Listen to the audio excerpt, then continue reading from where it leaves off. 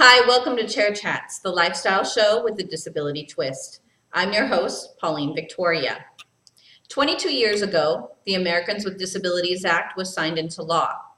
Many people fought on our behalf for our equality, and on July 26, 1990, victory was won. Unfortunately, the reality of the law does not always reflect the spirit of the law. Part of the ADA is to eliminate architectural or physical barriers that prevent people with disabilities from equally accessing public places. Yet, even after 22 years, there are many places that deny access to people with disabilities. So, where do we turn? Where do we as people with disabilities turn to advocate for ourselves and to hold the public accountable to the law? Our guest, Hank Falstad, founded Access Advocates and is the answer to that question. For many of us, he is the answer to our prayers. Hi, Hank. Thank you for joining us. Oh, Pauline, it's my pleasure.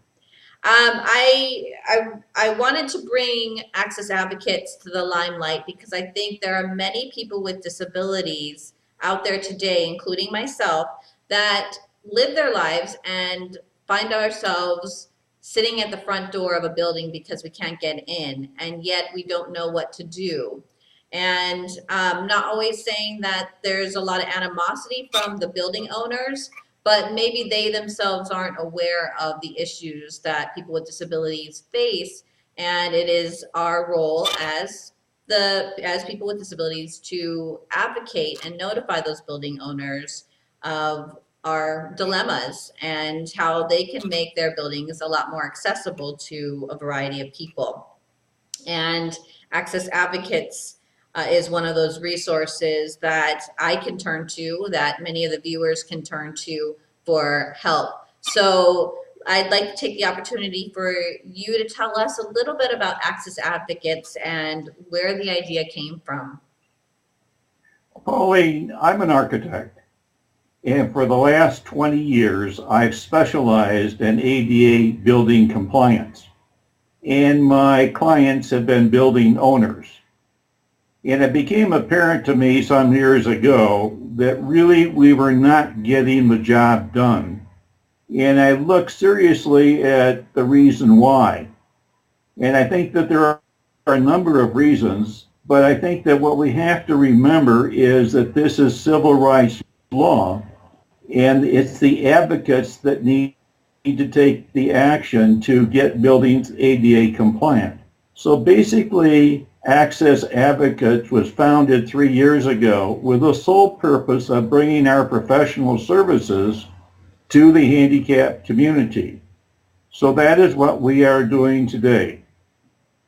And unfortunately, much of the litigation over the past 10 years has really been attorneys extorting money from building owners. And this has left a bad taste for many building owners, and this is something that we don't want any part of.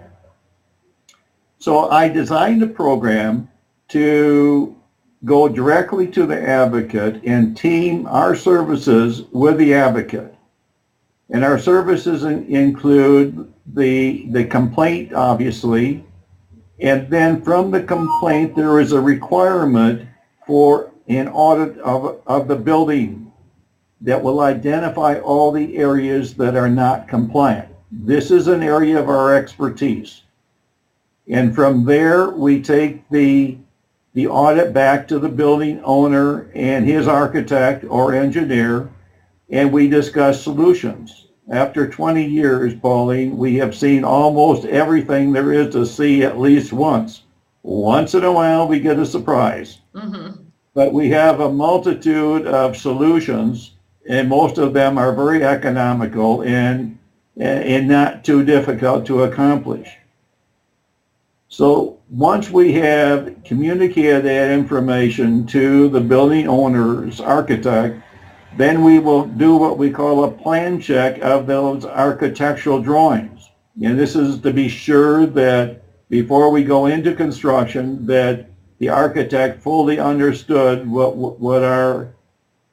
the goals were and what he needed to do to get it compliant.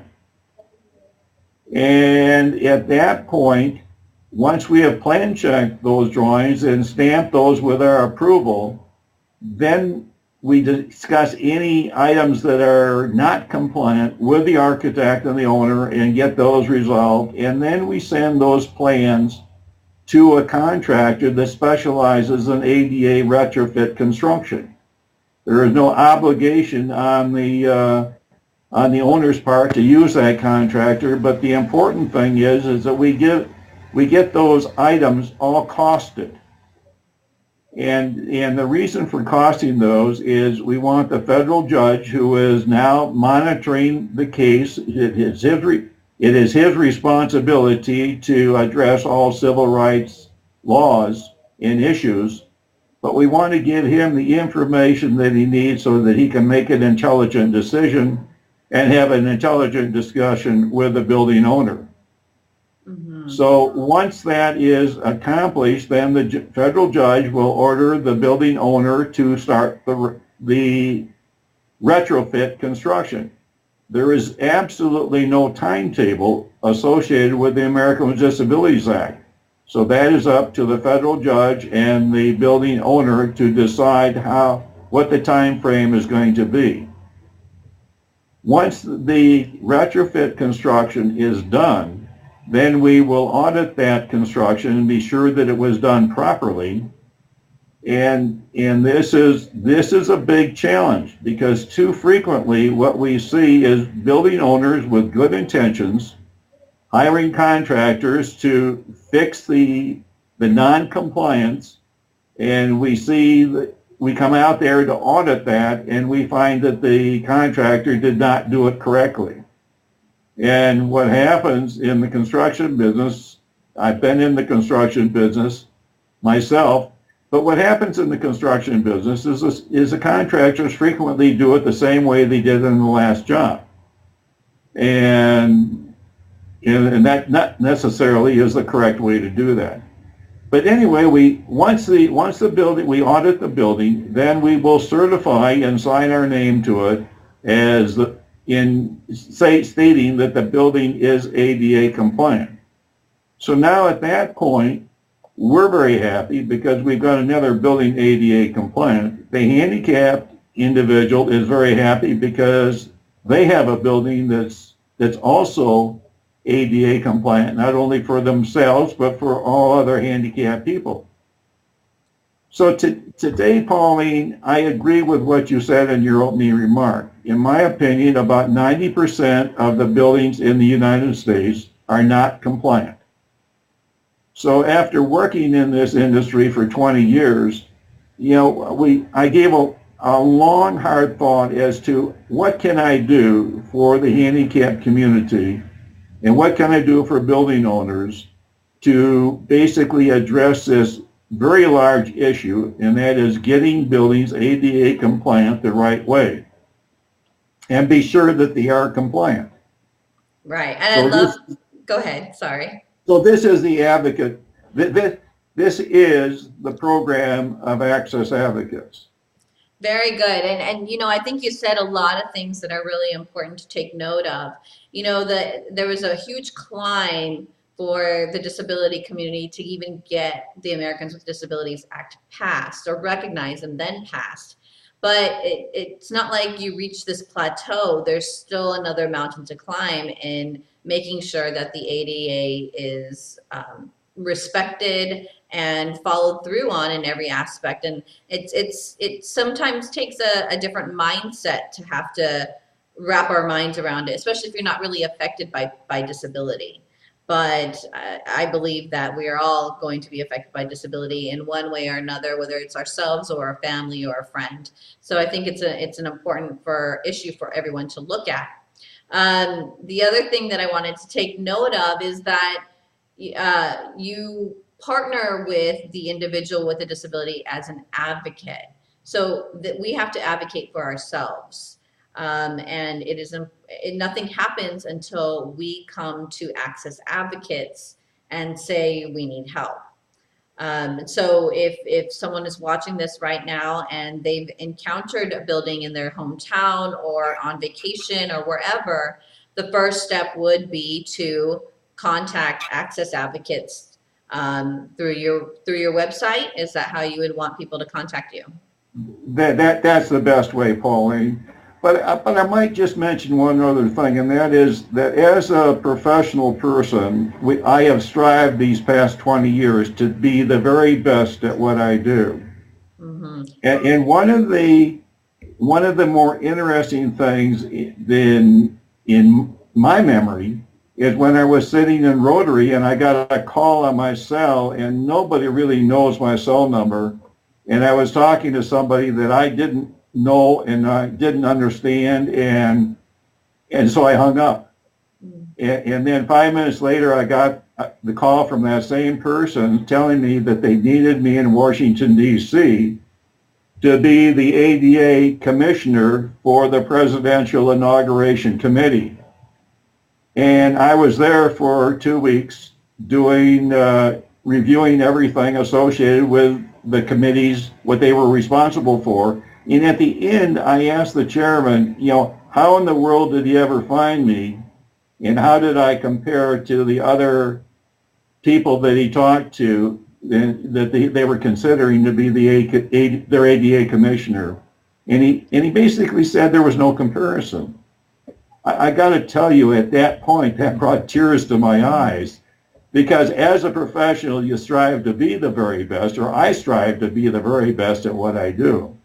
So I want to assure all your listeners that they are in good hands, that we are the experts in this area, and we understand the law, and we're out there to help them. Very good. Yes, and I'm glad you brought that up, because I do want my viewers to see that I am bringing quality guests and resources to them that they can definitely utilize. So I want to just go back. I know you ran down the process for someone with a disability if they needed to access your services.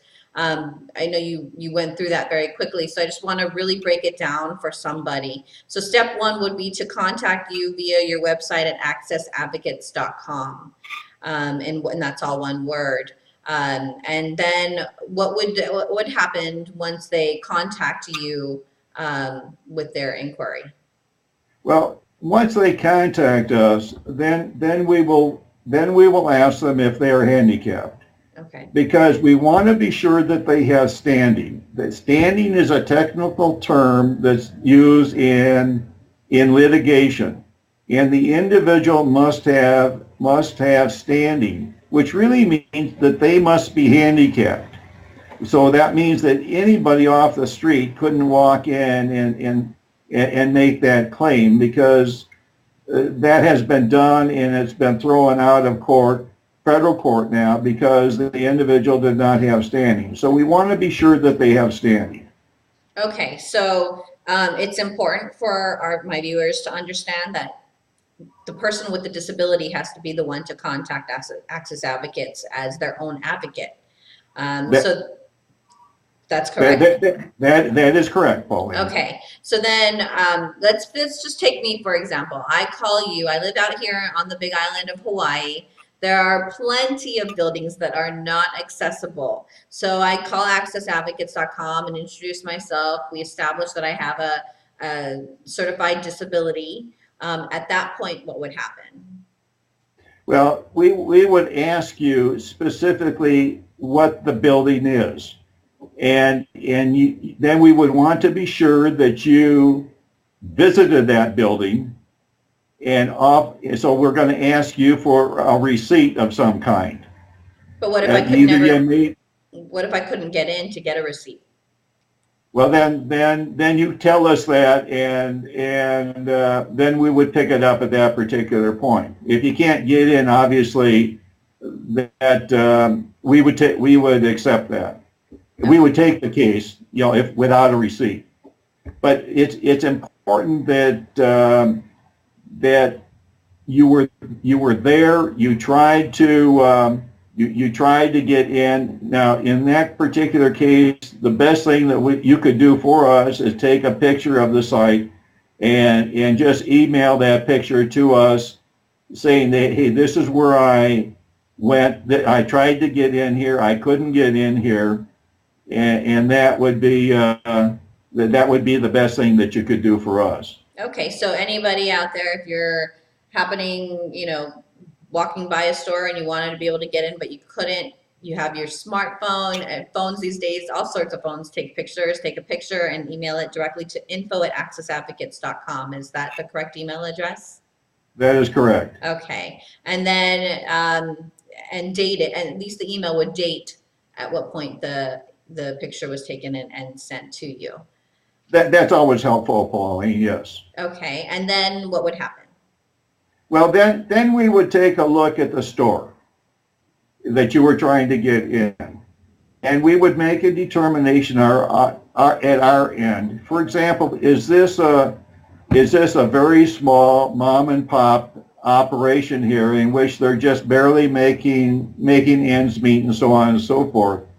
And the American with Disabilities Act is not really set up, nor do they want to address the small little businesses that are not ADA compliant.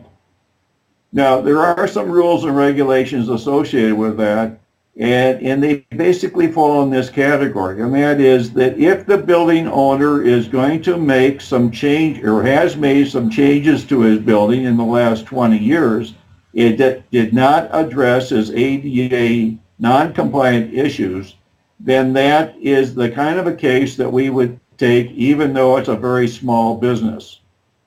Okay.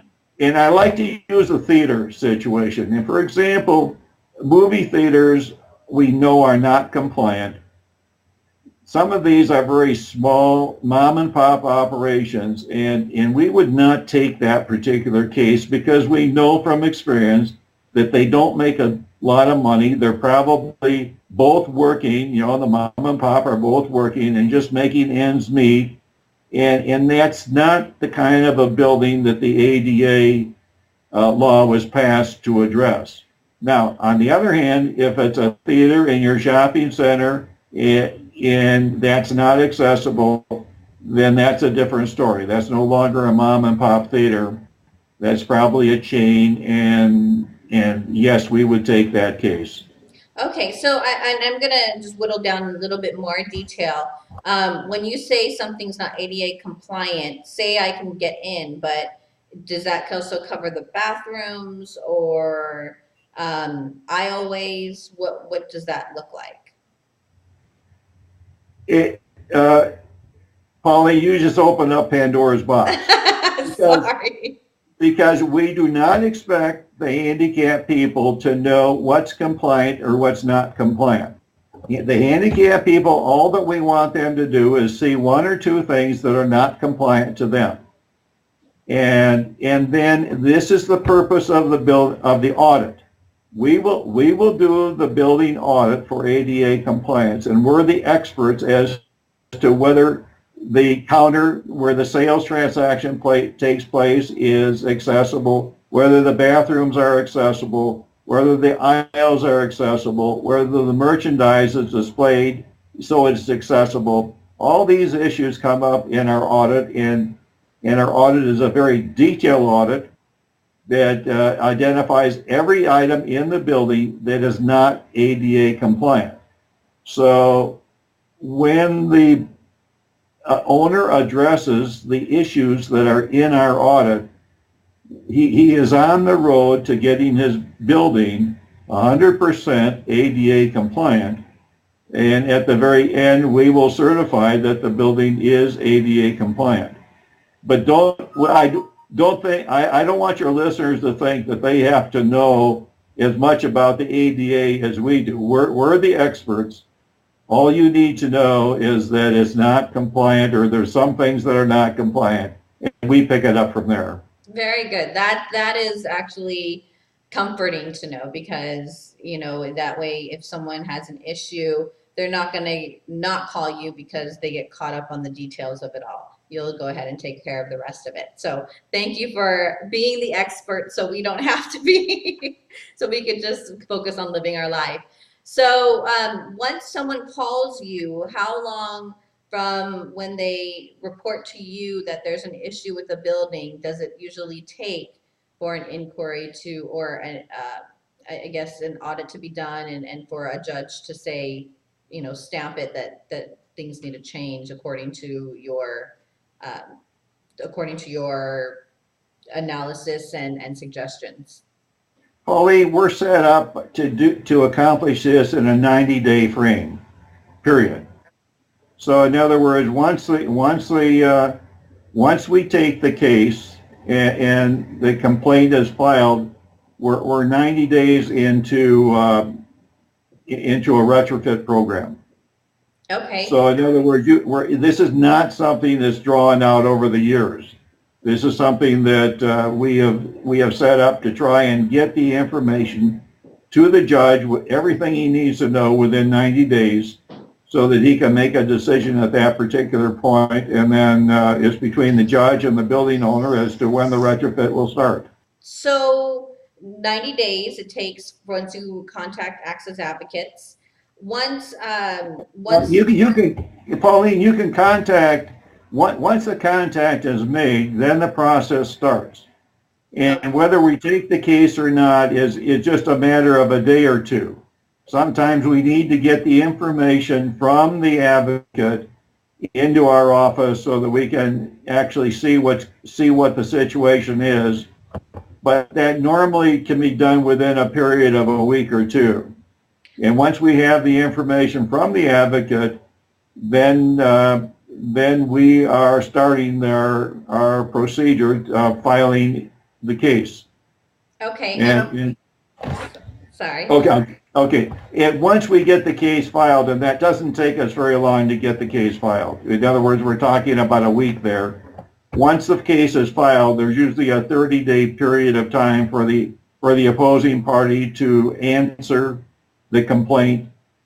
And then after that 30 days, we will start the audit. Our audit will take maybe a week to 2 weeks to get it completed and process all that information processed and back into the judge's hands. And then it's just a question of the owner getting his architect together and meeting with our people to address those areas that are not compliant. And the process can move very quickly, and it's in everybody's interest that it moves very quickly. And we're set up so that that can be accomplished. Okay, very Attorneys good. like to drag things out, but in federal court, that's a game that the judges will not let the attorneys play. Okay, so then if I'm in Hawaii, you're in Nevada, where, say I come across a building, you find out that it's a building owner that's not a mom and pop. You verify everything. I've been there. You have the pictures. I'm disabled. I have to pay for you to come out or for the auditor to come out to take a look at the building and make a full and complete audit? Pauline, I'm glad you asked that question, because no, our professional services are free to the handicapped. There is absolutely no cost to the handicapped. Our professional services are basically an attorney work process, and the advocate, because we're in federal court, the attorney is free to him. The filing in federal court is free, and the attorney work process is free to the advocate. And that our professional services are a work product for the attorney. So there is absolutely no cost to the advocate.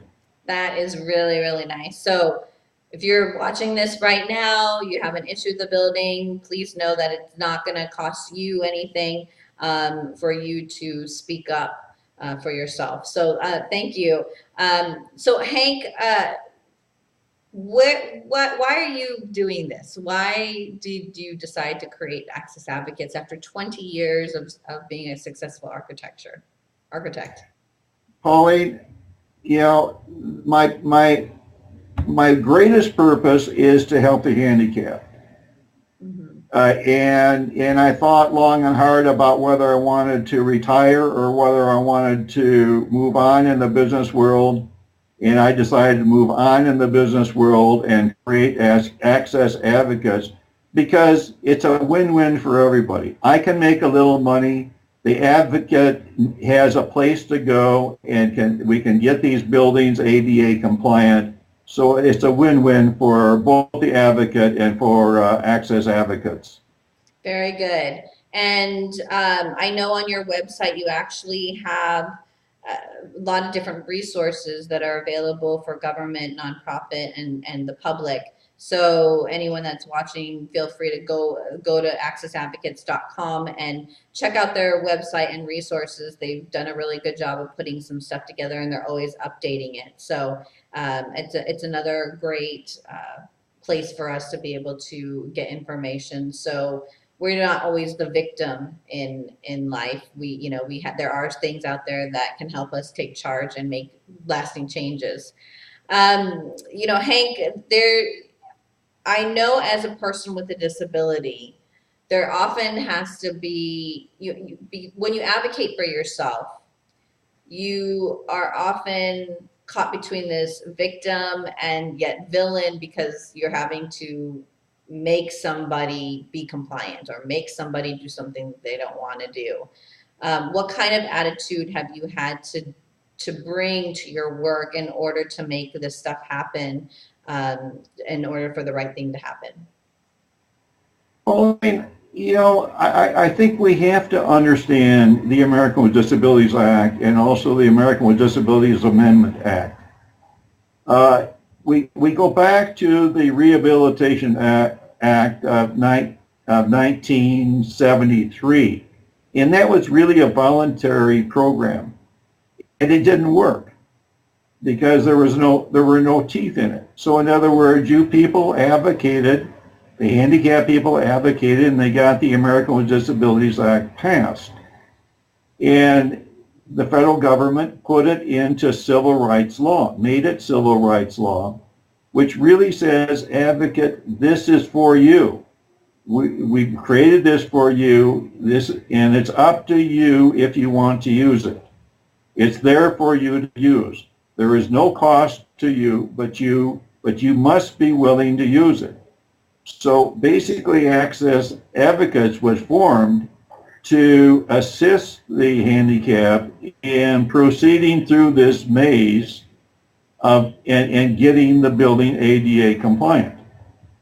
And our role here is to be sure that we do our job properly and identify all the areas that are not compliant, work with the owner on solutions, and then cost these solutions so that the judge has some idea of what the cost is, as well as the building owner.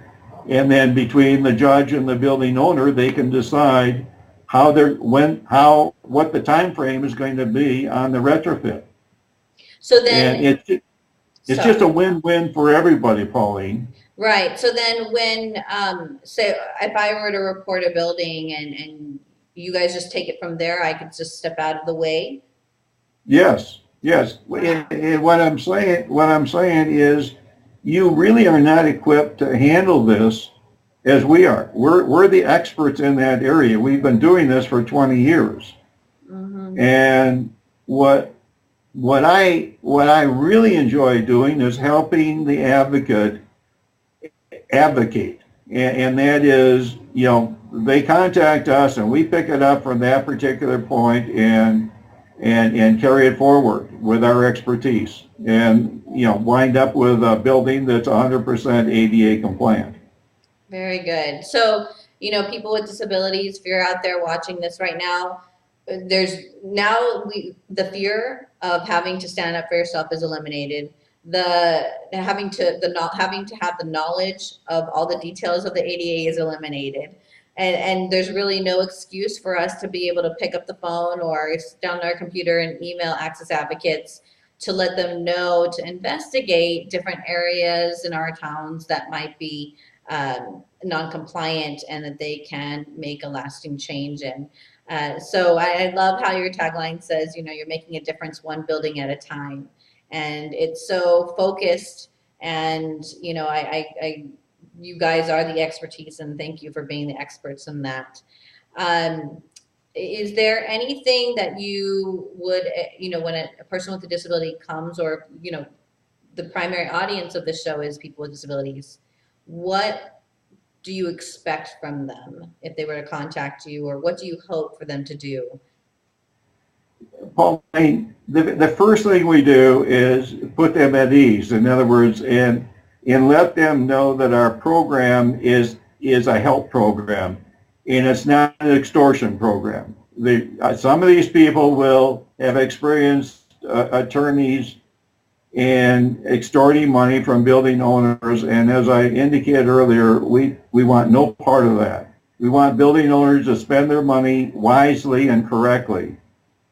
And we are out to help them, and we'll develop a dialogue with them. Uh, once we get to the point of representing them, we will ask them to sign a little slip allowing us to represent them.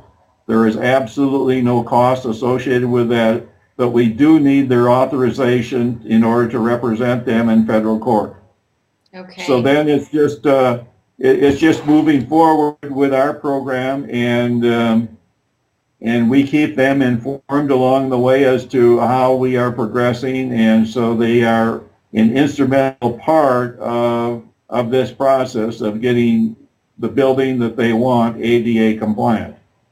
Perfect. And what I love about your program is that it gives each one of us as individuals hope that as individuals, we can make a difference, and a long lasting difference. And I appreciate that so much, because I think, our history for the disability community has felt oppressed and victimized. And now this definitely puts the power back into our hands. And there's still a lot of work to be done. So with that said, are there any parting words that you would like to say to the audience before we sign off today? Pauline, all I can do is say that you're doing a great job, and any way I can help you, that's what we want to do. Thank you, Hank. I appreciate that. And it's not just me you're helping. Like I said in the beginning, you are probably the answer to many people's prayers. And I hope that a lot of people watch this and use this as a catalyst to have them contact you and help you reach Access Advocates' mission of changing the world one building at a time. So thank you for all your work. And Thank you, Pauline. oh no, thanks. And for those of you that are watching, thank you for tuning in. And I hope that this resource can serve you. I know I will be accessing this resource to make changes here where I live. And don't be afraid to stand up for yourself, to stand up for what's right, because when we do what's right, it not only affects ourselves, it has a ripple effect and affects many, many people. So thank you for tuning in, and until we meet again, be blessed.